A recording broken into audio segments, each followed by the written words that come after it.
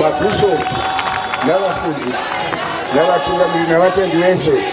muli kutubasira mu masalo kusika agriculture